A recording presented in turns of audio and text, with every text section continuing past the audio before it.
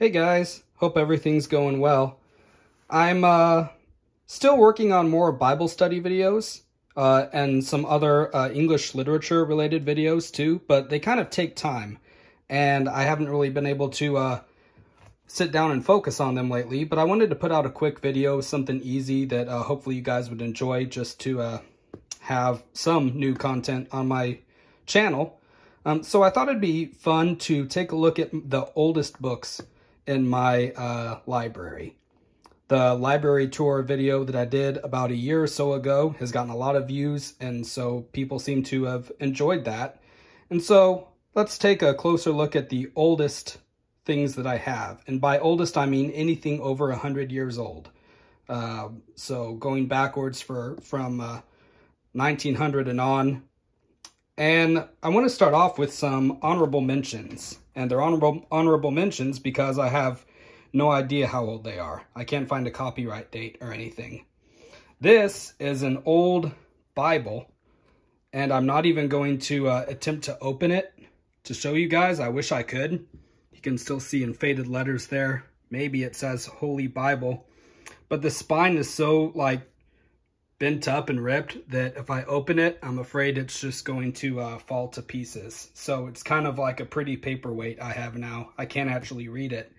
But I'm sure that this is an older Bible. It's a bigger Victorian era style Bible that people would have sitting on their coffee tables. And that's pretty cool. Another one that I don't have an exact date for is this edition of Ivanhoe, which is a novel by the 19th century writer Sir Walter Scott. He wrote a lot of novels, and he was a well-known writer in his day. Here's signatures from people who've owned it before. A lot of these books have those signatures in them, which is pretty cool. Just seeing, something of the personality of who had them before the book came into your own possession. And I love these, but again, I can't state for sure how old they are. This edition of Les Miserables that comes in 2 volumes by Victor Hugo. You can see that the covers have been sort of rebound, but the spines are still the same, still the original. You have the marble looking inside. I don't know what the exact terminology is for those. And you have the prints in there and stuff.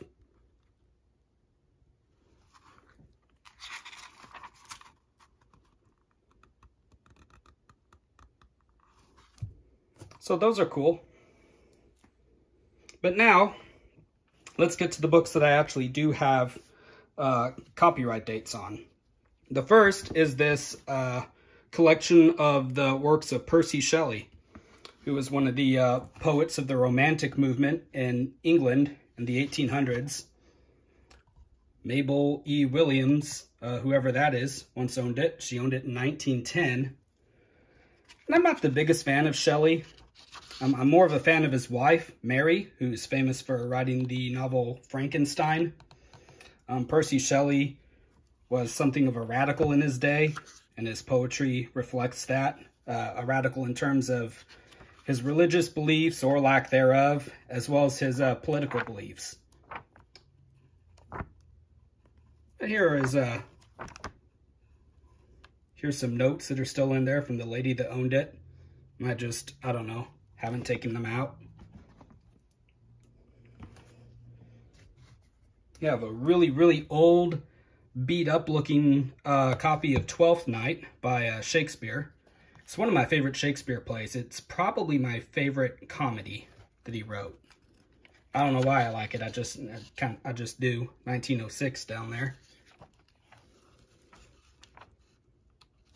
And so this would have been intended for like a student. There would have been student copies passed out in the class. So you have the play itself, but then you have a lot of footnotes and stuff at the beginning, introductions.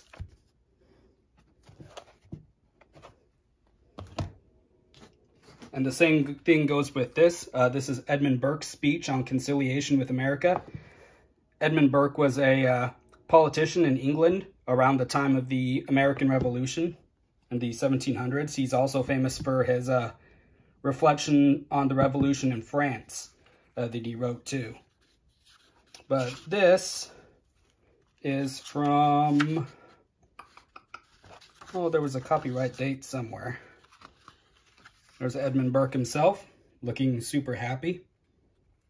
Edmund Burke's speech on conciliation with the American colonies, delivered in the House of Commons, March 22nd, 1775.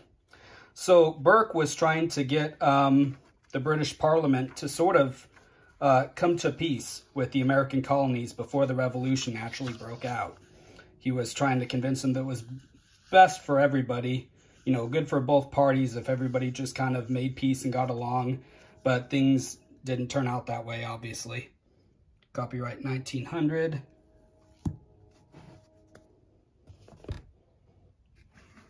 Here is a novel by Thomas Hardy, Tess of the D'Urbervilles. And this novel was originally published in a periodical, in a magazine, in sections or installments. And then once it was written, it would have been then, you know, published in novel form. And Hardy was kind of a controversial writer for his time too. And a lot of changes were made between the not the story as it first appeared in publication in the magazines and the novel. So you can, there's some pictures in there too. There's pictures throughout this. It's pretty neat. Here's the copyright date down here. I think this one would have been 1893. I'm not positive. I'm just kind of using the copyright dates as a general idea of how old these are. I mean, there may be, you know, different editions or runs or things like that that I don't know about. But, oh, I was going to try to find a picture here, but they don't seem to be popping out. This is a good story, a good novel. It's very depressing. So if you're looking for a happy reading, don't read this. And I guess don't read any of Hardy's works, but it is good. Let's see. Next, we have a 3-volume edition of the Count of Monte Cristo. And those are pretty. They're kind of pocket-sized.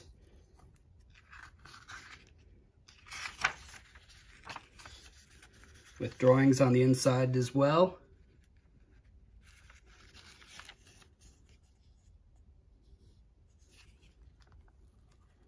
I actually haven't read this yet. Not these ones specifically, but I haven't read the Count of Monte Cristo in general. I hope to get to it someday, though. We have a really old, again, it's like the sort of book that would be in a classroom. A student text of Paradise Lost by John Milton. This would be just books 1 and 2. Paradise Lost, if you don't know, is an epic poem that John Milton wrote. There's actually 12 books in all. And it's about the war in heaven, Satan's fall into hell, as well as his temptation of Adam and Eve in the Garden of Eden.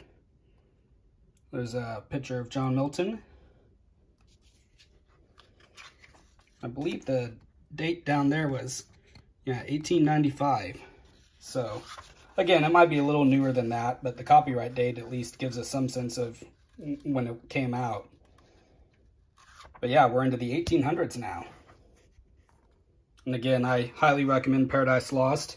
This is kind of cool too. You can see on the back sort of the other things that they had for sale at the time. And I don't know what that would be. The numbers down there, 20 something. Maybe it's the price. It doesn't say particularly, you know, if that's dollars or cents. There's ads in the back. Yeah, look at that. A book for $1. History of English Literature. So these things back here are probably cents, right? I don't know. You could buy Scott's Ivanhoe, which we just talked about, for 50 cents. My, how times have changed. And then here, I really like this one. This is an old Baptist hymnal. And the cover has actually been broken, and I made an attempt to fix it myself with wax paper, and it didn't quite work out, but at least it holds it together. And 1858 is the date we have there. Let me see if I can. Sorry if it's kind of shaky. I'm trying to like hold the camera, but also not break the books when I open them too. So here's different hymns for different things. Here's a hymn about the scriptures that I guess would have been well known at the time. I've looked through there and there are some like familiar hymns, but some of them I've never heard of before. And this, I believe, well, aside from the giant Bible down there that was falling apart, this, I believe, is the oldest book that I have. It's volume 3 of Thucydides, History of the Peloponnesian War in Greek. See, somebody's written there 1849. And the copyright date down there is in Roman numerals. I'm assuming that's 1849 as well. And this would be, yeah, so like you can see, it's Thucydides' History of the Peloponnesian War in Greek, which is, you know, what he originally wrote it in. He was an ancient Greek writer. And then down below you have explanatory notes and things like that. So I assume maybe this would have been used for a student as well to study the original text and then, you know, have the explanatory notes to help them out. And this is another book that, you know, the spine's original, but the cover is kind of gone, so they had to put their own little marble thing on it. Okay, cool. So I hope that was entertaining somewhat. I'll try to make more videos here soon. But like I said, the more in-depth ones, the Bible study ones that I've been doing, I hope people like those, by the way. And the other English type ones, they take some time to put together. So in the meanwhile, I thought it'd be fun to just put together a quick video like this and show off some of the old books that I've got. So thanks for watching and have a good one.